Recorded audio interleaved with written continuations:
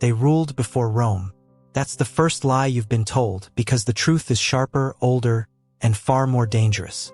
Across the hills of Tuscany, in shadows carved by time, a civilization thrived in whispers. They spoke a language no one alive can read, a tongue that defies the dead, mocking scholars with every jagged letter etched in stone.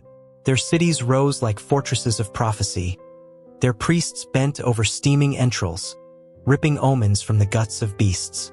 Kings in purple robes ruled Rome before Rome even had a name. And then obliteration, not conquest, not collapse, erasure, like someone slit their history open and let it bleed into the soil. Who were they? Merchants of bronze, masters of iron, raiders of the sea, lovers of wine, gamblers with gods. Their tombs, painted in fevered color, are louder than their vanished voices. Banquets of ghosts dance on stone walls, grinning with secrets they dare us to hear. They taught Rome everything: power, ritual, war, and Rome repaid them with silence. No chronicles, no mercy, only fragments scattered like bones in a graveyard of empires. The Etruscans did not disappear. They were buried alive in history's most perfect crime. And every dig, every shattered urn, every name carved in shadow whispers the same warning: we were here first. History begins in silence. Long before Rome's marble temples, before its legions stamped iron upon the earth, a different people carved their mark into the hills of central Italy. They were neither a rumor nor a shadow. They were real, dominant, and unyielding. And yet today, they stand in fragments. Shards of pottery, tomb paintings, inscrutable words etched into stone. The Etruscans, a name that surfaces like a whisper, older than the myths that Rome would later claim as its own. Their story begins in the folds of time, between the 9th and 8th centuries BCE, when a culture we now call Villanovan emerged in the rugged landscapes of Tuscany, northern Lazio, and western Umbria. The Villanovans were not a wandering tribe, but a settled people who worked the land with precision and intention. They cremated their dead, sealing ashes in biconical urns, then buried them beneath fields marked by humble stones. These early graves, stark, functional, devoid of pomp, speak of a society rooted in discipline, not yet gilded with the opulence that later defined Etruria. Yet inside those urns, archaeologists have found the earliest trace of a civilization that would rise to command the seas and shape the very foundations of Rome. Where did they come from? This question has hunted scholars for centuries. Some argue they were born of the Italian soil itself, an indigenous people who transformed from Villanovan austerity into Etruscan splendor. Others, led by the ancient voice of Herodotus, point eastward to Anatolia. Herodotus claimed the Etruscans descended from the Lydians, a people who, driven by famine, sailed west across the Mediterranean under the leadership of Tyrrhenus. Their destination: the green, mineral-rich hills of Italy. Archaeology gives both arguments weight and doubt in equal measure. Genetic studies reveal strands of continuity with the Neolithic peoples of Italy, yet also hints of connections stretching across the sea. It is a puzzle with too many missing pieces, a riddle where every answer breeds another question. What is certain is their land, Etruria, a name that, even now, carries the weight of forgotten power. This was no barren expanse but a region teeming with life, shaped by rolling hills, volcanic soil, and rivers that cut through the earth like veins of fortune. The Tiber, flowing south, would one day cradle Rome, but in these early centuries, it fed the ambitions of Etruscan city-states. To the north, the Arno threaded through valleys toward the sea, binding trade routes that would carry bronze, iron, and luxury goods far beyond the horizon. Beneath the hills lay wealth untold: iron from Elba, copper from the mountains, fertile earth for vines and grain. Geography gave them not just sustenance but dominance. Here was a land perfectly poised for growth, defended by nature, enriched by ore, and open to the currents of Mediterranean exchange. It began with villages, clusters of huts perched on defensible ridges, where smoke curled from hearths and fields stretched outward in quiet rhythm. But change stirred early. By the late 8th century BCE, these villages thickened into proto-urban centers. Tarquinia, Vi, Cerveteri, names that would one day echo in Roman chronicles, first rose in this age as Etruscan strongholds. Streets were carved, walls erected, sanctuaries raised to unknown gods whose gaze still lingers in fragments of terracotta and bronze. This was not an accidental growth, but a deliberate architecture of power. Trade networks radiated from these cities like nerves, carrying amber from the north, ivory from the south, and fine Greek pottery from across the sea. Wealth accumulated, and with it, stratification.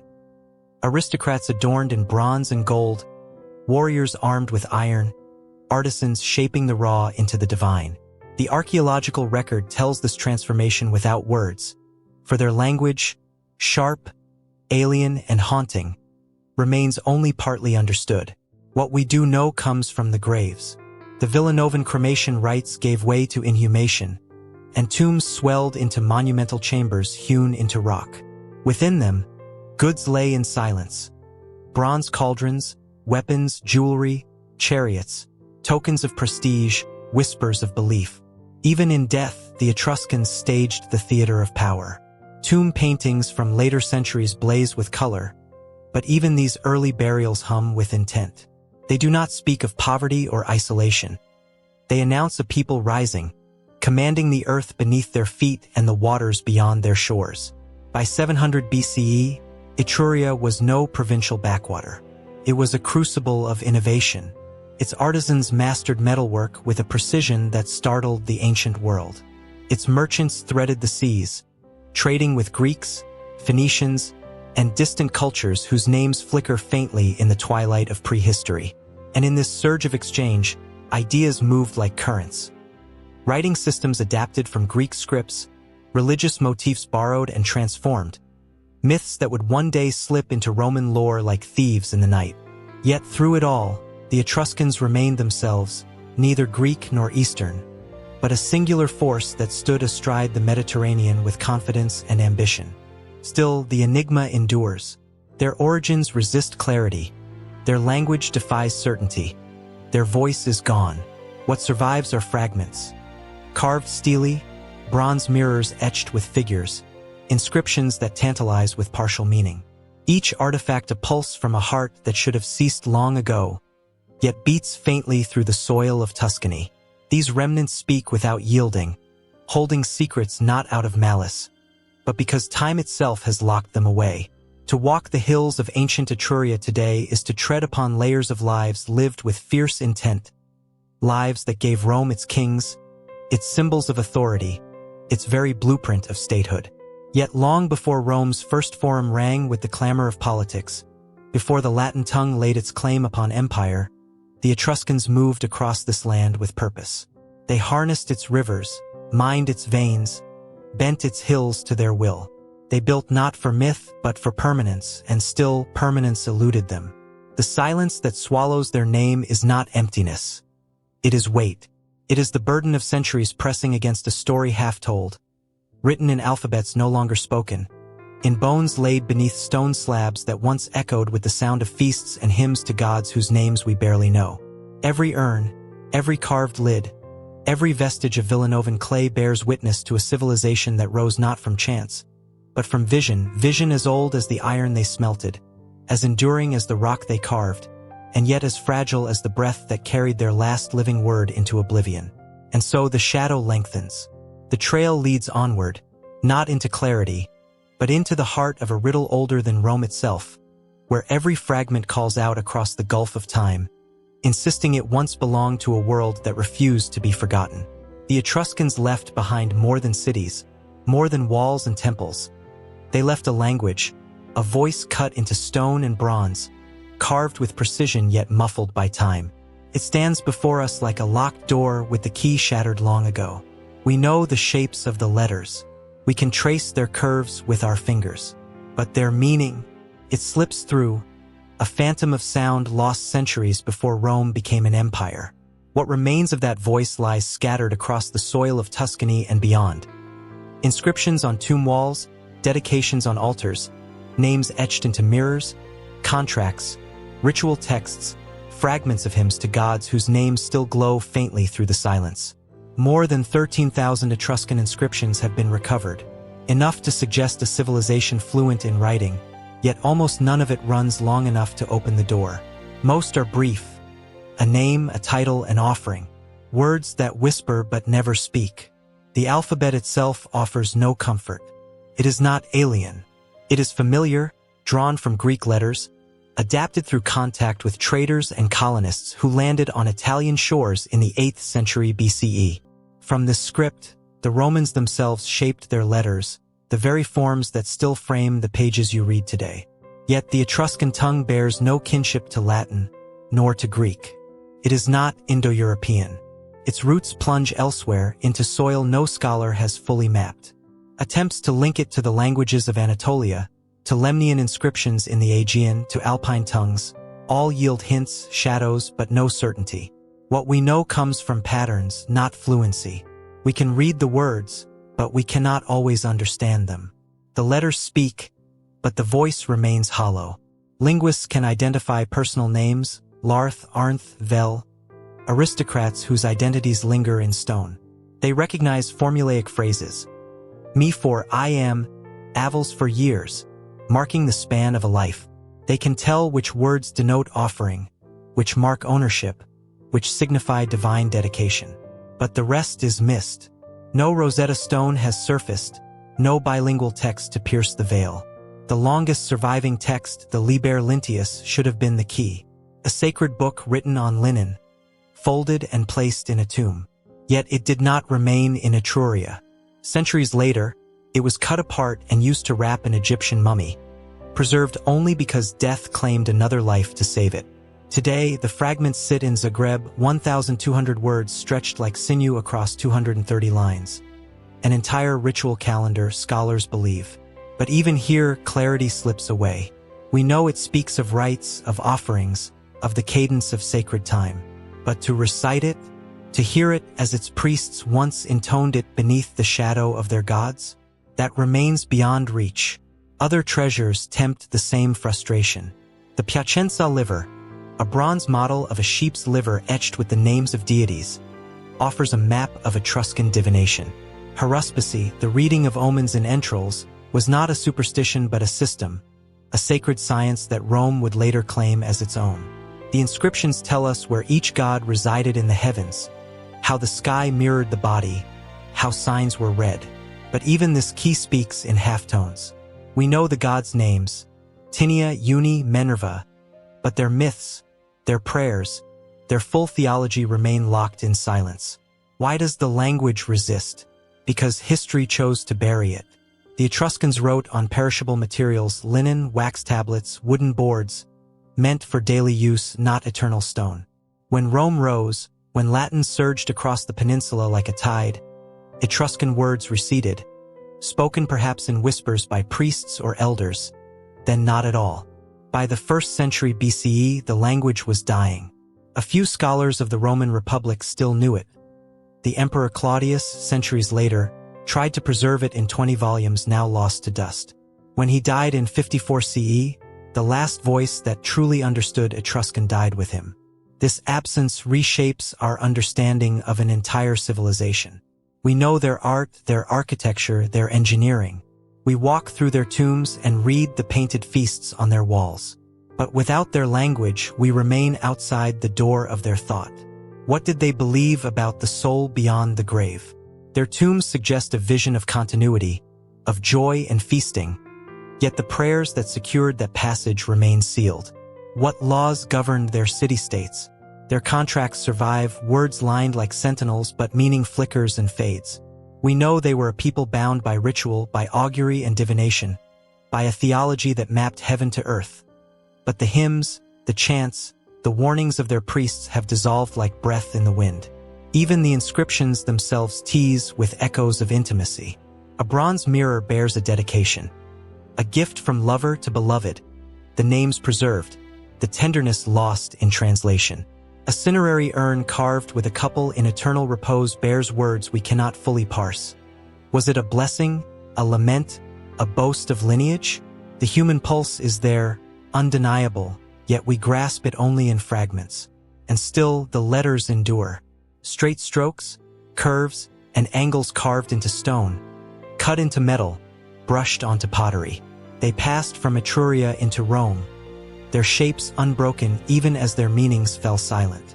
Every time you write an A, an E, an M, you trace the echo of Etruscan hands shaping letters they once pronounced with certainty. Through them, the alphabet survived, even as the language that birthed it drowned in time. But the silence is not empty.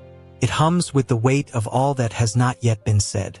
Every inscription unearthed, every line of the Liber Linteus scanned under modern light, every fragment pressed into clay promises the same thing. There was a voice here, articulate and commanding, that spoke for centuries before Rome claimed the world. And though the words now stand mute, their presence insists upon itself. They are more than marks.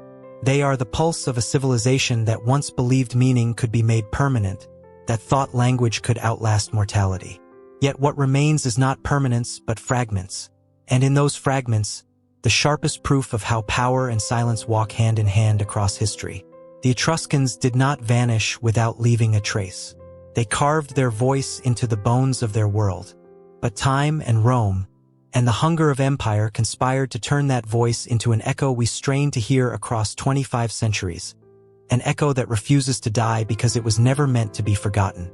The Etruscans built cities with a precision that spoke of ambition and permanence. By the 8th century BCE, the scattered Villanovan villages had fused into structured urban centers, fortified and organized with a sophistication that rivaled anything in early Italy. Tarquinia rose on a plateau above the Tyrrhenian coast, commanding both land and sea routes. Veii stood like a sentinel just north of the Tiber, its walls stretching for miles, rivaling the early settlements that would become Rome. Cerveteri sprawled across a ridge, flanked by vast necropolis carved from volcanic rock. Cities of the living mirrored by cities of the dead. These were not improvised clusters of huts. They were deliberate statements of power, framed by stone walls, paved streets, drainage systems, and temples aligned to sacred patterns. Urbanization was not an accident. It was the visible form of a society bound by order and ritual. Each city-state, civitas, stood as an independent entity, ruled by an aristocracy whose wealth drew from the land and the sea. There was no single Etruscan kingdom, no unifying monarch, but a loose league of cities, each governed by its own elite, each jealously guarding its autonomy. Tarquinia, Veii, Volterra, Clusium, Perugia, names that still cling to maps, were bound only by shared language, shared rights, and a council that met at the Phantom Voltumni, the sacred sanctuary where matters of war and religion were debated.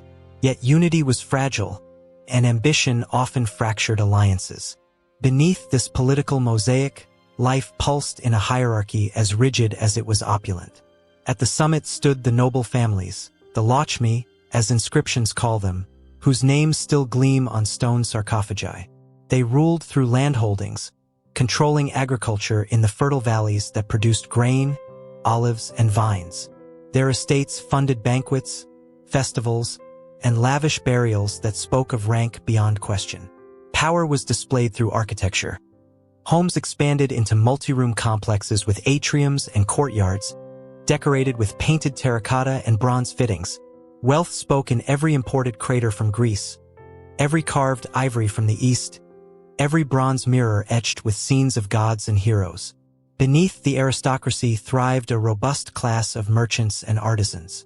Trade was the lifeblood of Etruria, and its cities pulsed with markets that brimmed with goods from across the Mediterranean. Amphorae of Greek wine stood beside Phoenician glass, while local workshops turned out bronze cauldrons, jewelry, and terracotta statues that would astonish Rome itself.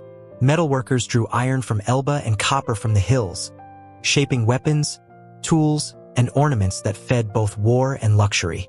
Artisans were not anonymous laborers. Their signatures appear on pottery and sculpture, proof of a culture that prized craftsmanship as a mark of status. And within this intricate web stood women, visible, influential, defying the norms that later Rome would impose. In Etruscan society, women dined beside men at banquets, reclining on the same couches, raising cups in shared ritual.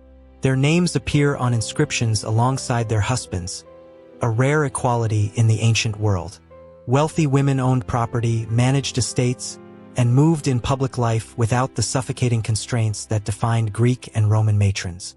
Tomb paintings show them adorned in finely woven garments, gold jewelry, and elaborate hairstyles, their presence central to the social fabric rather than confined to its margins.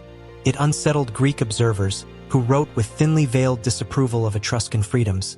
Yet those freedoms were real, a testament to a society whose structure allowed women a voice in ways the classical world rarely permitted.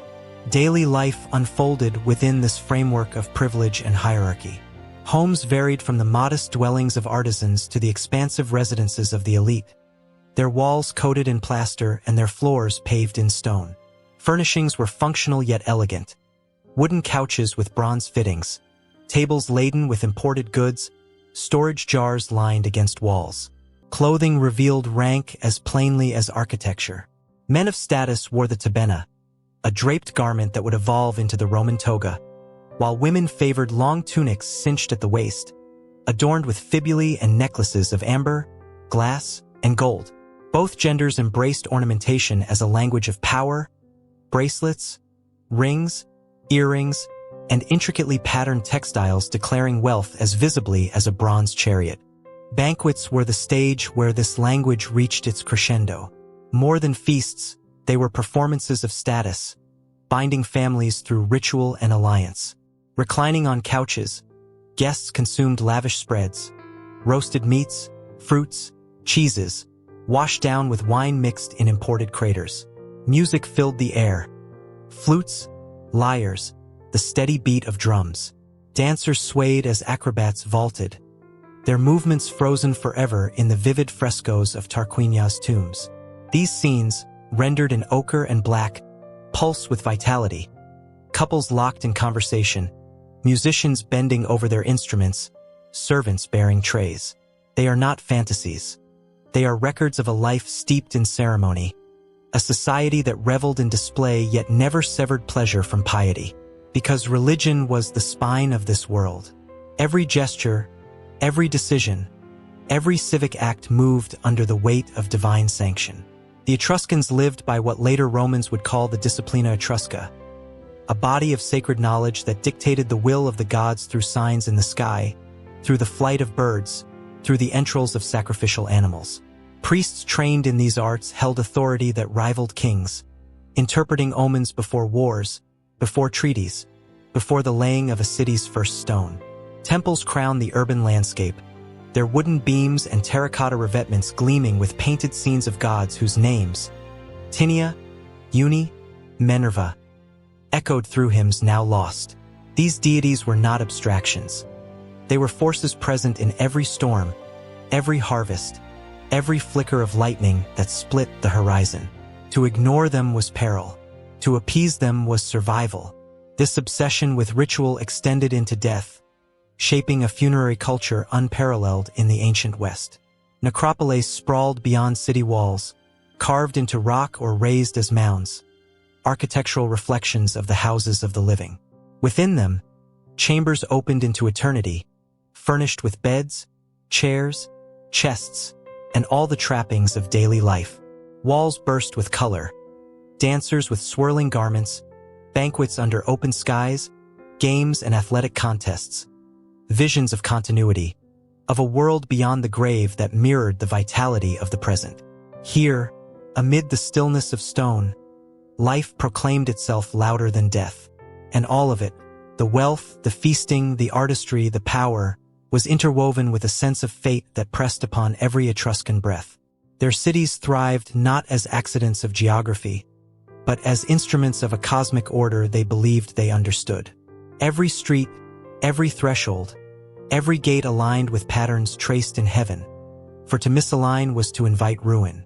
In this, the Etruscans stood apart, a people for whom architecture was an act of worship, for whom governance was inseparable from divination, for whom life and death were bound in an unbroken chain of ritual precision.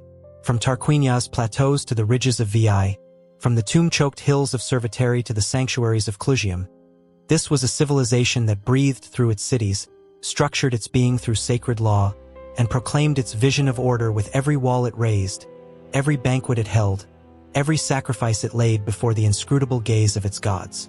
The fragments remain, but through them, the pulse of that world still beats, steady, deliberate, and utterly unwilling to vanish into silence. Religion was not a compartment of Etruscan life. It was its architecture. Every decision, every wall raised, every furrow cut into the soil moved under the weight of divine order. The Etruscans believed the universe pulsed with intention, that the gods spoke through patterns no human could ignore. To act without their sanction was not folly. It was rebellion against the structure of existence. Their pantheon was vast, layered in shadows that Rome would later adopt and rename, but the core figures burned through inscriptions and artifacts. Tinia, Lord of the Sky, his power flashing in thunder and lightning. Uni, his consort, a goddess of sovereignty and fertility. Minerva, armed and watchful, her wisdom girded with the strength of war. Around them swirled a host of deities, each governing domains mapped across earth and heaven. These were not remote abstractions. They were forces present in every storm that split the sky, every fissure that cracked the earth, every anomaly that disrupted the rhythm of nature. To live under such a system was to live by signs. The Etruscans did not wait for chance. They interrogated the will of the gods with an exactness that astonished the ancient world. Haruspice stood at the heart of this ritual science. A priest would slit the belly of a sacrificial sheep, then lift its glistening liver into the light, studying its lobes, its markings, its every irregularity.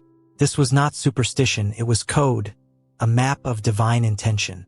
The Piacenza liver, a bronze model unearthed centuries later, bears the grid of this cosmic logic. 16 sectors etched with the names of gods, aligning the body of the animal with the vault of the heavens. From this system, omens were drawn with terrifying precision. Whether a city should wage war, whether a treaty should stand, whether a ruler's reign bore the stamp of fate or doom. Augury bound the sky to the same relentless scrutiny. Priests stood with staffs raised, watching the flight of birds trace signs against the horizon, reading patterns in wings and cries as if the air itself bore the script of the divine.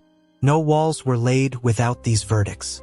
No gates were aligned until the heavens confirmed their direction. In Etruria, architecture was theology in stone, and ritual was the hinge on which society turned. Yet their devotion was not confined to the living. Death was not silence, it was transition, and they staged that passage with an intensity unmatched in the ancient Mediterranean.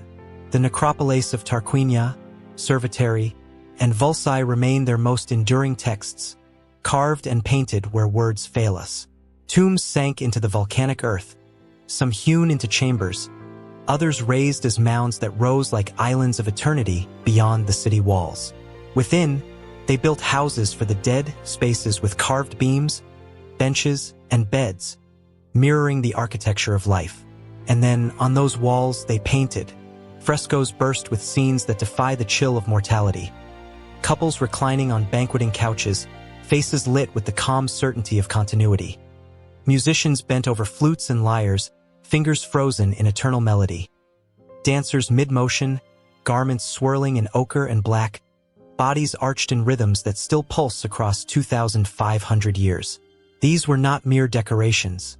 They were affirmations, inscriptions of a worldview that refused to concede darkness the last word. Death, in these images, is not erasure but extension. A passage into a space where feast and festival endure without end. The details sharpen under the eye.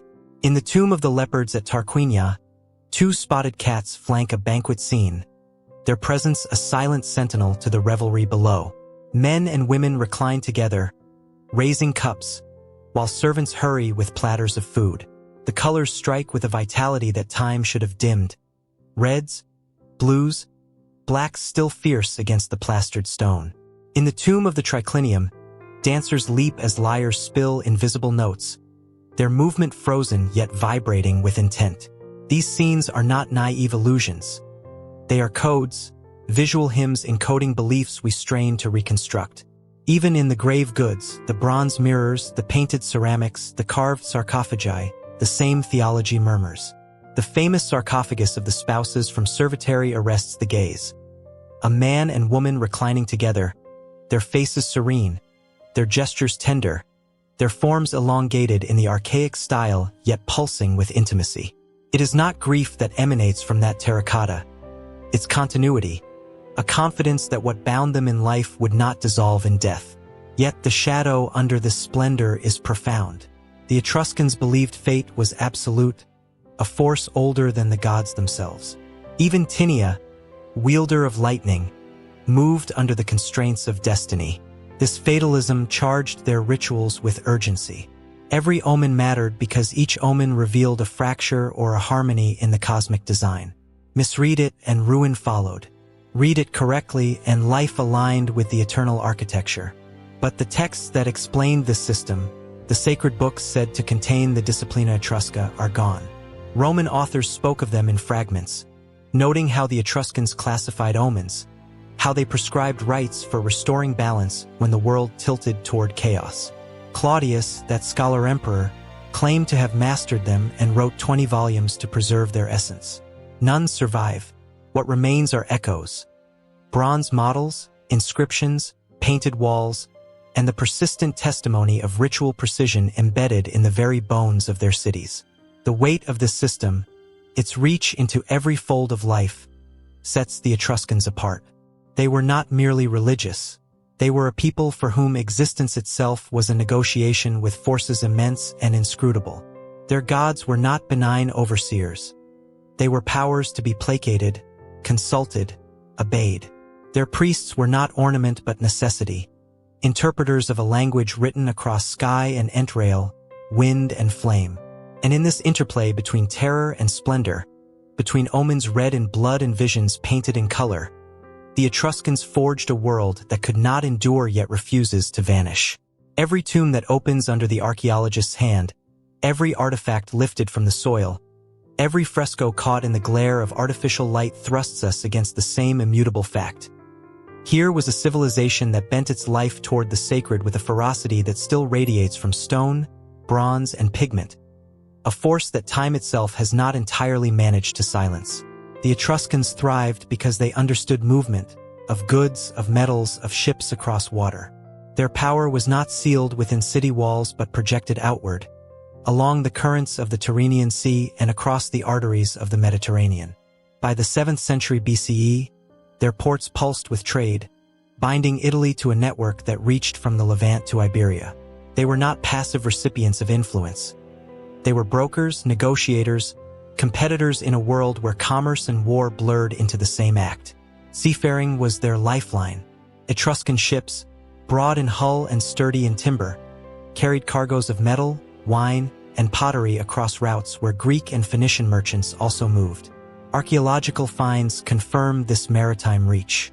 At Gravisca, the port of Tarquinia, excavations reveal sanctuaries where Greek merchants worshipped Apollo beside Etruscan priests, proof of a harbor where cultures met not only in goods but in ritual. In southern France, Etruscan amphorae have surfaced, evidence of wine exports that reached the Celtic tribes of Gaul. Even as far as Carthage, Etruscan goods mingled with Phoenician wares, the signature of a people who navigated the Mediterranean not as outsiders but as recognized players. The Phoenicians, those masters of trade from the Levant, were both rivals and collaborators. By the 8th century BCE, their colonies stretched across North Africa, Sardinia, and Spain, touching Italy's coasts. Contact was inevitable. At Perge, the port of Cerveteri, a Phoenician-style sanctuary once rose to honor the goddess Uni, flanked by inscriptions written in both Phoenician and Etruscan.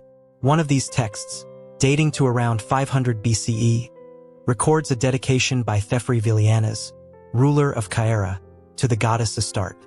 This single artifact, written in 2 tongues, illuminates the crossroads Etruria had become, a place where gods, languages, and goods exchanged hands in the same breath. Yet Etruria's strength was not only maritime. Beneath its soil lay the resources that drove its wealth: iron from Elba, copper from the Apuan Alps, silver from Sardinia's mines. all within reach of Etruscan trade networks. From these materials, they forged mastery. Their metalwork stunned the Mediterranean. In bronze, they excelled beyond utility, shaping cauldrons, candelabra, mirrors, and statues that carried both beauty and technical brilliance. Finds at sites such as Vulci reveal bronze vessels ornamented with repoussé scenes of myth and ritual, their surfaces hammered into life with astonishing detail. Iron, harder and rarer, armed their warriors and strengthened their tools, granting them both military advantage and economic leverage. The richness of their craftsmanship is preserved in the testimony of foreign admiration. Greek artisans borrowed Etruscan motifs. Celtic elites prized their cauldrons and jewelry. In burials across Central Europe, Etruscan-made goods lie in the graves of non-Etruscans, evidence of exports that extended beyond the Mediterranean into the heart of continental trade.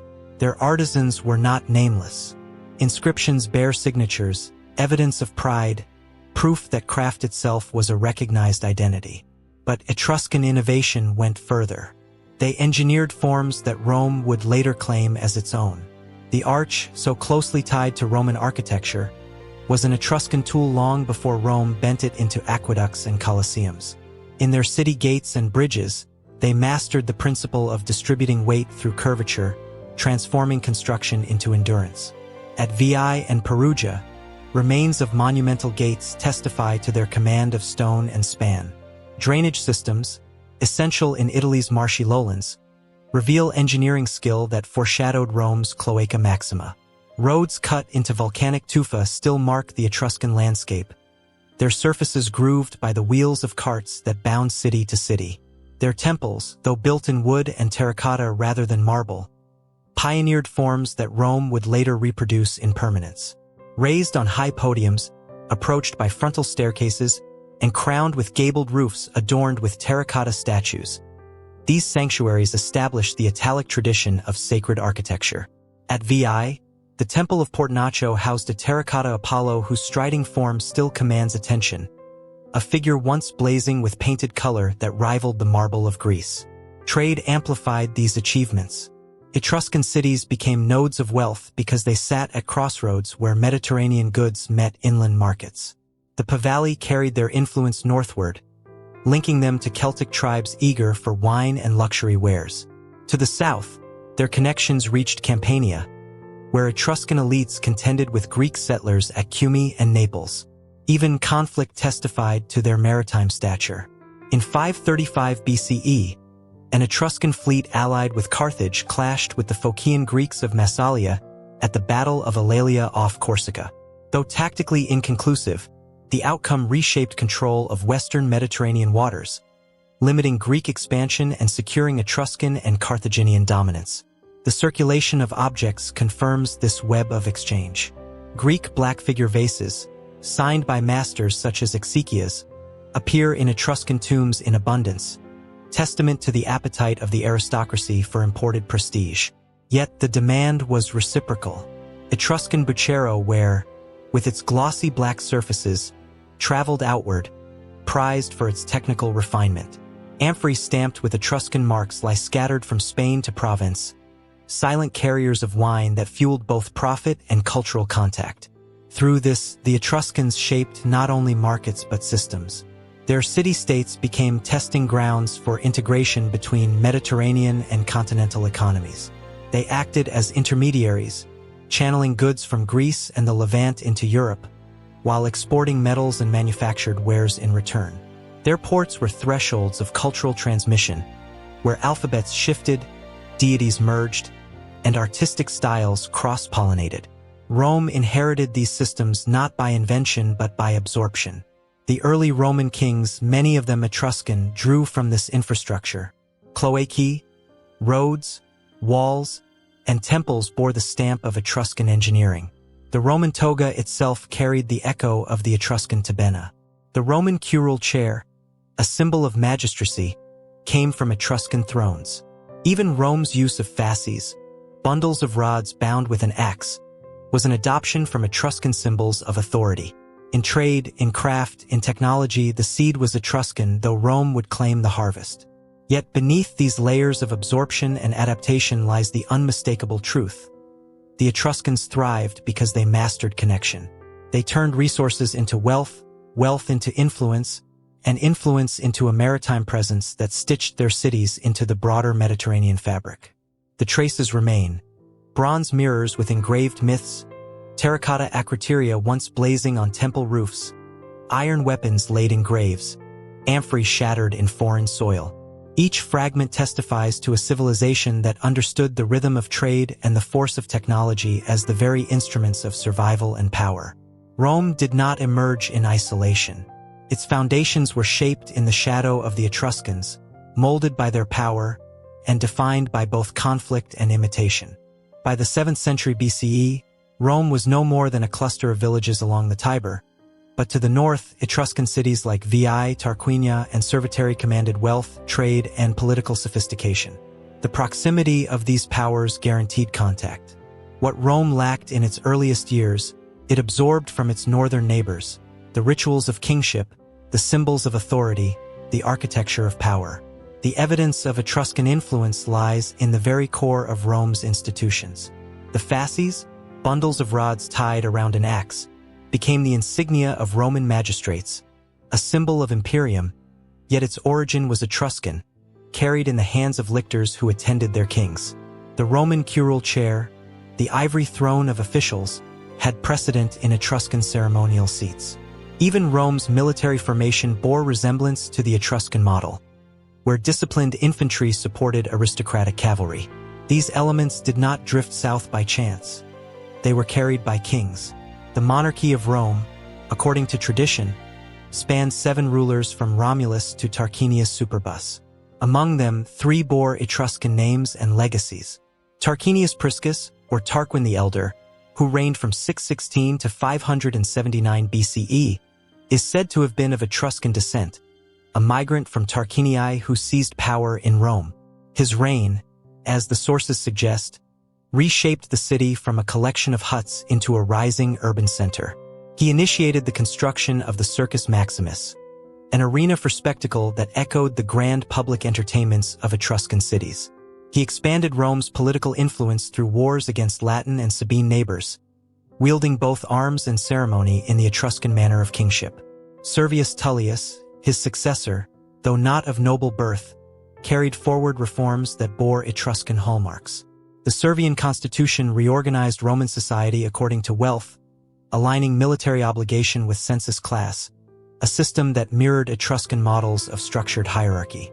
He encircled the city with the massive earthwork known as the Servian Wall, strengthening Rome's defenses and signaling its transition toward urban permanence. Religion under his reign remained inseparable from politics. He expanded the worship of Diana on the Aventine Hill, integrating Roman cults with those of the Latin League, a policy of religious diplomacy rooted in Italic and Etruscan precedent. Then came Lucius Tarquinius Superbus, Tarquin the Proud, who reigned from 535 to 509 BCE. His rule is remembered as the turning point, a reign of arrogance that hardened Roman hatred of kingship itself. He ascended by violence, murdering Servius Tullius and seizing power with the support of his Etruscan allies. His reign was marked by ambition and oppression. He reduced the role of the Senate, ruled through fear, and compelled Romans to labor on monumental works. Among them was the completion of the great temple of Jupiter Optimus Maximus on the Capitoline Hill, a vast sanctuary in the Etruscan style, its terracotta decorations crafted by the master artisan Vulca of Veii. This temple stood as the religious heart of Rome for centuries, yet its scale and form spoke not of Latin traditions but of Etruscan vision. The fall of Tarquin was precipitated not only by politics but by outrage. According to tradition, his son Sextus Tarquinius assaulted Lucretia, the wife of a Roman nobleman, sparking a revolt that swept away the monarchy. In 509 BCE, the Romans expelled Tarquin the Proud, swearing never again to be ruled by a king. What replaced him was the Republic, a system that carried within it the memory of monarchy even as it rejected the title. The office of consul replaced that of king, but consuls still bore the fasces, still sat upon the curule chair, still performed the rituals of authority rooted in Etruscan precedent. The The story did not end with expulsion. Tarquin sought to regain his throne with Etruscan aid. Lars Porsena, king of Clusium, marched against Rome in support of the deposed monarch.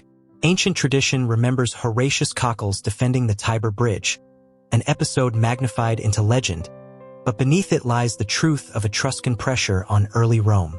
Rome survived, not without scars, but the attempt underscored the entanglement of Roman fortunes with Etruscan power.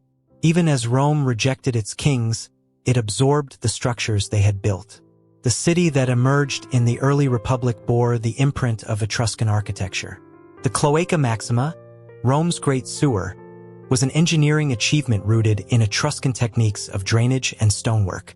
The ritual of augury, reading the flight of birds to sanction political decisions, was inherited directly from Etruscan priests. The very organization of the Comitia Centuriata, the Assembly of Centuries, was a continuation of Servius Tullius's reforms. Conflict soon replaced imitation. By the 5th century BCE, Rome expanded into Latium, while Etruscan cities contended with Greek colonies in the south and Gauls pressing from the north. The balance began to tilt. In 396 BCE, after decades of rivalry, Rome captured Veii following a brutal 10-year siege. The fall of Veii was not just the conquest of a neighbor. It was the absorption of Etruscan wealth, lands, and traditions into Roman control. This victory doubled Rome's territory, providing resources and space for expansion, and marked the beginning of Rome's domination over Etruria. Over the following century, Roman power pressed deeper. By 310 BCE, Rome defeated an Etruscan coalition at Lake Vatimo, a battle that marked the erosion of Etruscan independence. By 295 BCE, at the Battle of Sentinum, Rome's victory over the combined forces of Samnites, Gauls, Umbrians, and Etruscans confirmed its supremacy in central Italy. Each defeat chipped away at Etruscan autonomy, binding their cities into Roman alliances or subjugation. Assimilation followed conquest. Etruscan elites, once proud rulers of independent city-states, became Roman senators, their symbols of office preserved but reinterpreted under Roman rule. Their gods were absorbed into the Roman pantheon. Uni became Juno, Tinia became Jupiter, Termes became Mercury. Their language, though eventually eclipsed, left traces in Latin vocabulary and religious terminology. Their rituals, from haruspicy to augury, continued under Roman auspices. Rome's empire carried forward Etruscan traditions, even as it erased the independence of those who had created them. What had begun as influence through kingship ended as domination through conquest. Rome's rise was a process of convergence and conflict, an inheritance taken by force and reshaped through assimilation. The legacy of the Tarquins, the structures of Servius Tullius, the symbols of Etruscan authority, all became Roman not through invention but through the relentless expansion of a city that had once been their pupil. The history of early Rome is inseparable from the history of the Etruscans, for in their triumphs and their downfall, the two stories were bound together, until one voice drowned the other and only Rome remained to speak. Rome rose, but it carried within its body the bones of another people. The Etruscans had given it symbols of power, structures of stone, rituals of state, and yet their own voice was swallowed. The paradox of their legacy is that the more Rome grew, the more Etruscan culture became invisible, transmitted, reshaped, but never acknowledged in full. What survives of the Etruscans is carved into stone, painted onto tomb walls, buried in bronzes and terracotta, while their language, once spoken across central Italy, lies fractured into inscriptions few can read. They stand as both origin and absence, essential to Rome yet erased by it. The Latin word persona, a mask, an identity, may itself have Etruscan roots, just as much of Rome's vocabulary of religion came from that language. Yet the language remains locked, only partly understood. Over 13,000 inscriptions have been found, from funerary epitaphs to boundary markers. Yet the Etruscan tongue resists full comprehension. It was neither Indo-European like Latin or Greek, but a language of its own family, with few known relatives except the obscure Rhetoric of the Alpine valleys and Lemnian inscriptions in the Aegean. Words like avils for years and clan for son emerge clearly, but longer texts fade into silence. The very people who handed Rome the word cetels, meaning bodyguard, and perhaps even the ritual language of augury, left behind a tongue that Rome never preserved. Their symbols, however, endured. The fasces, once borne by Etruscan attendants, became the Roman insignia of authority. The purple-bordered toga, a garment of kingship, came from Etruscan aristocrats who had themselves borrowed ideas from the Eastern Mediterranean. The curule chair, the ivory seat of magistrates, was an Etruscan throne before it became Roman. Even gladiatorial combat, later the bloody spectacle of the Colosseum, had its roots in Etruscan funerary games, where bloodshed honored the dead. Rome absorbed these customs, transformed them, and presented them as its own heritage, rarely naming their origin. In architecture and engineering, the imprint is clearer. The Cloaca Maxima, begun in the late 6th century BCE, drained the marshes between the hills of Rome. It was built with Etruscan stone vaulting techniques that introduced the arch, a structural form Rome would later carry across its empire. The massive foundations of the Temple of Jupiter Optimus Maximus on the Capitoline Hill, completed around 509 BCE, bore the marks of Etruscan design.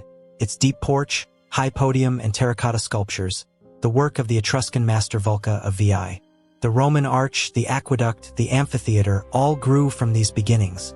Rome may have perfected the form, but the seed lay in Etruria. Their tombs preserve what time has erased elsewhere. In Cerveteri, the Banditacha necropolis spreads with streets of carved stone mounds, houses for the dead. Inside, chambers replicate the rooms of the living, beds, chairs, even beams carved in stone. At Tarquinia, painted tombs reveal the vibrancy of their world. The Tomb of the Leopards, dating to the 5th century BCE, shows banquets where men and women recline together, raising cups amid music and dance, a society where women held a presence unthinkable in contemporary Greece. Other tombs depict athletes, huntsmen, and musicians, their movements frozen in pigment, their beliefs about eternity written in color. Death was not an end but a continuation, a feast carried into another existence. The bronzes speak of refinement and power. The Chimera of Arezzo, a 5th century BCE masterpiece, portrays the mythical beast in motion, its muscles taut, its mane engraved with precision. The bronze mirrors found in tombs carry engraved scenes of myth, some Greek, some local, testifying to the cultural exchanges that flowed across the Mediterranean.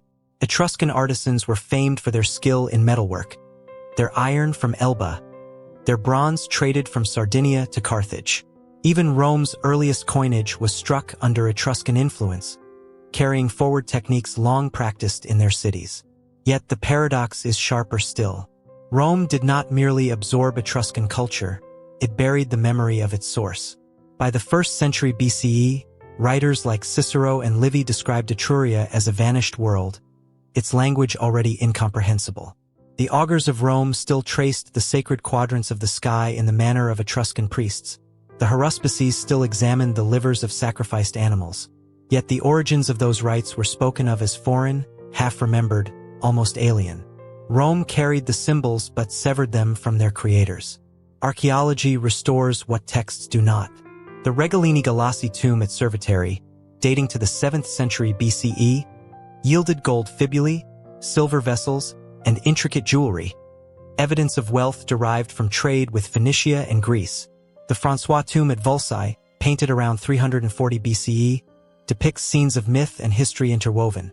Achilles slaying Trojan captives beside Etruscan warriors avenging their ancestors, a visual testimony of how they merged Greek narratives with their own traditions.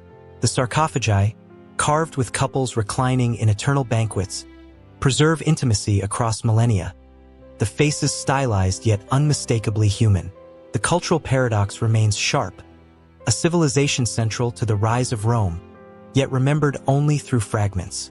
Rome inherited their gods, their urban planning, their symbols of rule, and yet in time spoke of the Etruscans as if they had been strangers. By the Augustan age, their cities were diminished, their people absorbed, their language silenced. The very term Tussi or Etrusci became a historical label, not a living identity. The people who had once dominated central Italy, who had ruled Rome through the Tarquin dynasty, who had built temples and carved tombs of unmatched richness, vanished into the bloodstream of Roman identity, leaving behind traces but not voice. What they teach is not only about transmission of culture, but about impermanence. Civilizations that shape the future are not always remembered for their role. Their language can fade, their rituals be absorbed, their monuments buried. The Etruscans remain not in chronicles of their own making but in the stones of their necropolis, the terracotta of their temples, the borrowed words hidden in Latin. They endure as a presence Rome could not erase completely, but also as an absence Rome did not wish to fully acknowledge. Every shard of pottery, every bronze figurine, every painted wall carries the weight of a people whose influence was monumental, yet whose memory was dissolved into the triumph of their successors.